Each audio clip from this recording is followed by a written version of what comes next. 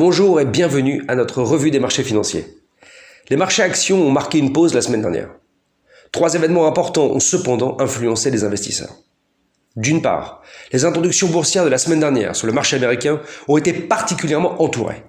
DoorDash et Airbnb ont ainsi vu leur valorisation boursière quasiment doubler lors de leur premier jour de cotation. Ces deux sociétés, qui font pas de profit, ont cependant une valorisation boursière qui les placerait directement au sein des 50 plus grandes capitalisations du marché européen. Cela a de quoi nous rappeler la bulle Internet du début des années 2000. D'autre part, la Banque Centrale Européenne, qui était très attendue, a fait le job à minima en augmentant son programme d'achat de 500 milliards d'euros.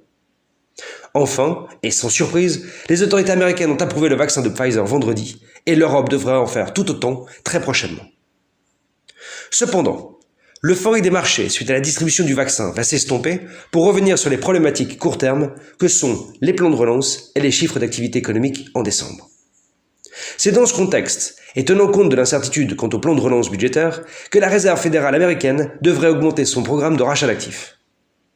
En Europe, la saga Brexit continue, puisque les négociations n'ont pas abouti au cours du week-end. Une énième date butoir qui est reportée. À part les chiffres de production industrielle en Chine et aux États-Unis, le début de semaine sera calme, c'est seulement mercredi et jeudi, lors des publications des chiffres d'activité économique pour le mois de décembre, que l'optimisme des investisseurs pourrait se dissiper.